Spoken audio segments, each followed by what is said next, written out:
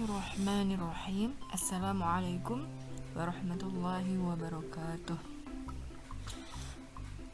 Pada kesempatan kali ini saya kembali akan membahas mengenai materi prakarya dan kewirausahaan kelas 11, yaitu materi wirausaha kerajinan dari bahan limbah berbentuk bangun datar untuk part kedua, bagian yang kedua.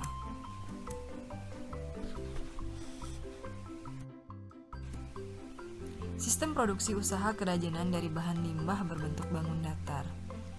Ada banyak usaha yang dapat kita kembangkan. Salah satunya adalah usaha yang berbasis ramah lingkungan, seperti usaha kerajinan dengan memanfaatkan bahan limbah berbentuk bangun datar. 1. Potensi kerajinan dari bahan limbah berbentuk bangun datar. Limbah adalah suatu bahan yang terbuang dari aktivitas makhluk hidup sehari-hari. Secara umum dibedakan menjadi dua, yaitu yang pertama, limbah organik adalah limbah yang bisa diuraikan dengan mudah membusuk. Contohnya, kulit buah, kertas, kardus, kulit kerang, tempurung kelapa, sisik ikan. Yang kedua, limbah anorganik adalah jenis limbah yang sulit atau bahkan sangat sulit terurai. Contohnya, kaleng bekas, botol, plastik, pelat dari logam, pecahan kaca. Jenis-jenis limbah berdasarkan wilayahnya. Yang pertama, limbah daerah pesisir pantai atau laut. Contohnya, cangkang kerang laut, sisik ikan, tulang ikan, tempurung kelapa. Yang kedua, limbah daerah pegunungan. Contohnya, kulit salak, kulit durian, kulit petai Cina. Yang ketiga, limbah daerah pertanian. Contohnya, jerami padi, kulit jagung. Yang keempat, limbah daerah perkotaan. Misalnya, kertas, kardus, plastik, dan pecahan kaca. 2. Aneka produk kerajinan dari bahan limbah berbentuk bangun datar.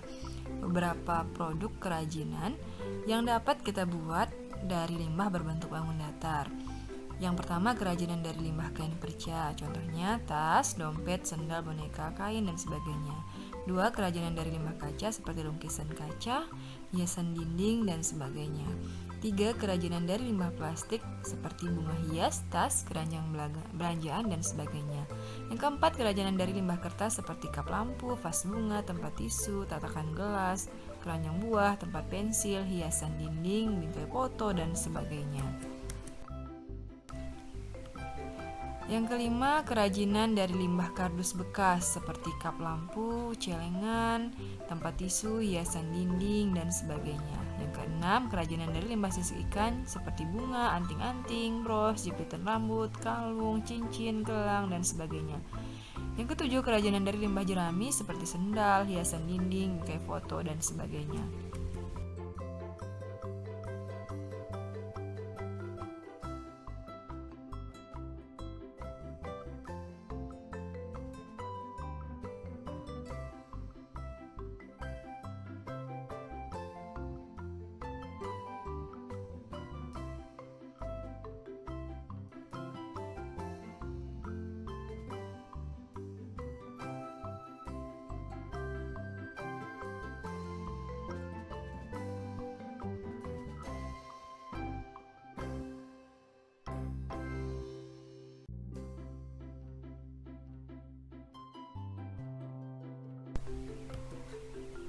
Ini beberapa contoh kerajinan dari limbah bangun datar.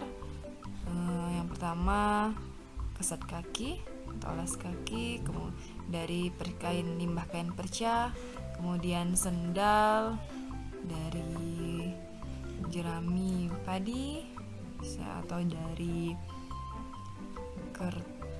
plastik bekas, dan sebagainya. Kemudian tempat tisu dari kerang, limbah kerang. Kemudian lampu hias dari limbah kerang juga. Kemudian tempat tisu dan hiasan meja bisa dari jerami. Kemudian sarung bantal dari kain perca. Pajangan atau hiasan lampu juga bisa dikasih lampu atau pajangan di meja biasa dari limbah perca. Bunga hias dari limbah plastik atau bekas minuman, gelas minuman, kemudian tas dari limbah plastik dan limbah kain perca, kemudian bunga dari kulit jagung, dan masih banyak lagi contoh kerajinan dari limbah berbentuk. 4. Tahapan produk kerajinan dari bahan limbah berbentuk bangunan datar. Yang pertama, tahap pengolahan bahan. Pada limbah berbahan alami, proses ini terbilang penting untuk menghasilkan produk yang awet serta tidak mudah rusak karena faktor cuaca dan mikroorganisme. Yang kedua, tahap pembentukan. Tergantung pada jenis bahan dan bentuk produksi yang akan kita buat, bentuknya seperti apa. Yang ketiga, tahap perakitan. Tahap ini dilakukan jika produk kerajinan yang dibuat terdiri atas beberapa bagian. Yang keempat, tahap finishing merupakan tahap akhir pada proses produksi yang dilakukan sebelum pengemasan. Finishing dapat berupa penghalusan dan atau pelapisan permukaan. 5. Tahap pengemasan produk. Kemasan merupakan wadah atau pembungkus dari berbagai bahan seperti kertas, plastik, ataupun kayu. Tujuan dari pengemasan yaitu yang pertama untuk menjaga kebersihan produk dan terhindar dari kerusakan akibat cuaca. Yang kedua untuk memberikan ciri khas produk. Yang ketiga untuk menambah daya tarik produk. Yang keempat untuk menambah nilai jual produk. Perhitungan titik impas usaha kerajinan dari bahan limbah berbentuk bangun datar. Perhitungan titik impas atau break-even point adalah suatu keadaan atau kondisi di mana perusahaan dalam usahanya tidak memperoleh laba dan tidak mengalami kerugian atau jumlah biaya yang dikeluarkan sama dengan hasil pendapatan. BEP ini sering dikenal dengan istilah balik modal. Manfaat BEP yang pertama, alat perencanaan untuk menghasilkan laba. Yang kedua, memberikan informasi mengenai berbagai tingkat volume penjualan. Yang ketiga, mengevaluasi laba dari perusahaan secara keseluruhan. Yang keempat, mengganti sistem laporan yang tebal dengan grafik yang mudah dibaca dan dimengerti. BEP dapat dihitung dengan dua cara. Yang pertama, BEP penjualan dalam unit menggambarkan produksi minimal yang harus dihasilkan pada perusahaan agar tidak mengalami kerugian. BEP unit ini sama dengan FC per P kurang VC, di mana BEP adalah titik impasnya, Q adalah produksi quantity, FC adalah biaya tetap, VC adalah biaya variabel, dan P adalah harga produknya. Yang kedua, BEP rupiah menggambarkan total penerimaan produk dengan kuantitas produk pada saat BEP. BEP rupiahnya sama dengan FC per 1 dikurang VC per TR, di mana BEP adalah titik impasnya, TR adalah penerimaan, VC adalah biaya tetap, dan VC adalah biaya variabelnya.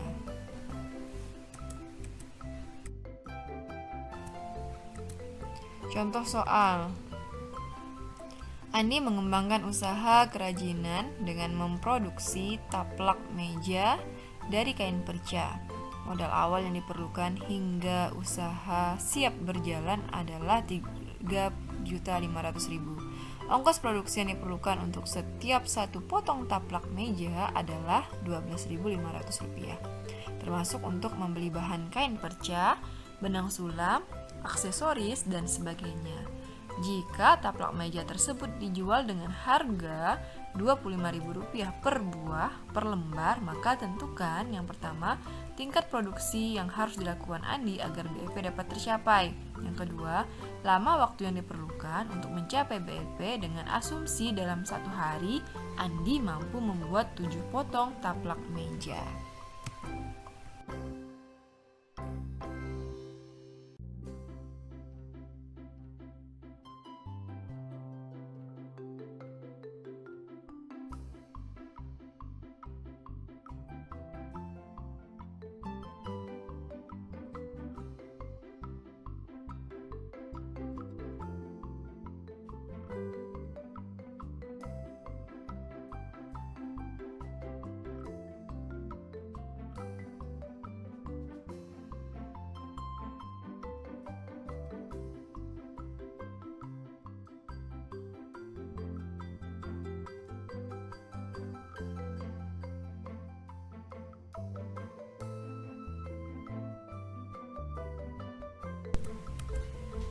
Lama waktu yang diperlukan untuk mencapai BEP, berarti lama waktunya itu banyaknya jumlah tempat yang dihasilkan 280 dibagi dengan 7 potong per hari, berarti 40 hari. Jadi waktu yang diperlukan untuk mencapai BEP itu adalah 40 hari. Strategi promosi usaha kerajinan dari bahan limbah berbentuk bangun datar. Promosi usaha adalah upaya memberitahukan atau menawarkan produk usaha dengan tujuan menarik konsumen untuk membeli produk. Strategi pemasaran yang dapat dilakukan: yang pertama, menciptakan berbagai produk kerajinan tangan, bahan limbah yang unik dan memiliki ciri khas sehingga tidak mudah ditiru oleh perusahaan lain. Yang kedua, mendaftarkan produk hasil kerajinan tangan kepada lembaga terkait sehingga produk kerajinan mendapat hak paten dan orang lain tidak akan dengan mudah melakukan peniruan. Yang ketiga, melakukan promosi menggunakan berbagai macam cara seperti pemanfaatan media sosial, membuat brosur, kartu nama, atau memasang iklan di media massa. Yang keempat, mengikuti acara pameran kerajinan. Beberapa jenis kegiatan promosi. Yang pertama, periklanan, yaitu bentuk promosi non-personal dengan menggunakan berbagai media untuk merangsang pembelian. Yang kedua, penjualan tatap muka, yaitu bentuk promosi secara personal dengan presentasi lisan dalam suatu percakapan dengan calon pembeli yang ditujukan untuk merangsang pembelian. Yang ketiga, publisitas, yaitu bentuk promosi non-personal mengenai pelayanan atau kesatuan usaha tertentu dengan jalan mengulas informasi atau berita tentangnya. Yang keempat, promosi penjualan, yaitu suatu bentuk promosi di luar ketiga bentuk di atas yang ditujukan untuk merangsang pembelian. Yang kelima, pemasaran langsung, yaitu suatu bentuk penjualan perorangan secara langsung ditujukan untuk mempengaruhi pembelian konsumen. Promosi produk juga dapat dilakukan melalui media internet. Adapun keuntungan dan kerugian promosi di internet sebagai berikut. Keuntungan promosi melalui internet: yang pertama, biaya lebih murah karena tidak perlu membangun atau menyewa kios. Yang kedua, tidak terikat oleh waktu dan tempat. Penjual dapat memasarkan produk kapanpun dan di mana saja. Yang ketiga, penjual dapat mengatur jadwal dan mengatur strategi pemasaran. Kerugian promosi melalui internet: yang pertama, kepercayaan lebih kecil karena calon pembeli masih berhati-hati dan takut jika ditipu. Yang kedua, produk kurang nyata. Calon pembeli tidak dapat mengecek produk secara menyeluruh. Yang ketiga, mudah terjadi penipuan. Laporan kegiatan usaha kerajinan dari bahan limbah berbentuk bangun datar. Untuk dapat menggambarkan perubahan posisi keuangan dari waktu ke waktu, suatu perusahaan diharuskan membuat laporan keuangan paling lama 2 tahun terakhir dari kegiatan usahanya. Penyusunan laporan kegiatan usaha hendaknya bersifat komunikatif, jelas, dan mudah dipahami oleh semua pihak. Agar komunikatif, sebaiknya laporan pelaksanaan kegiatan usaha disusun dengan bahasa yang lugas, yaitu menjawab persoalan yang nyata serta tidak bertele-tele dan mudah dimengerti. Tujuan penyusunan laporan kegiatan usaha adalah untuk memberi keterangan tentang masalah kegiatan usaha sehingga dapat diketahui oleh pemimpin atau bagian yang menyusun laporan kegiatan usaha.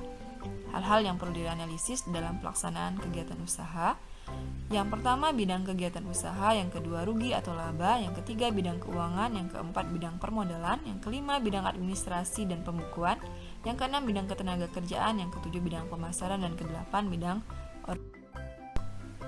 Sampai di sini dulu video kita kali ini.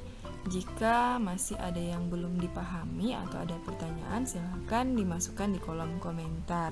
Semoga video kali ini bermanfaat. Saya cukupkan sampai di sini. Wassalamualaikum warahmatullahi wabarakatuh.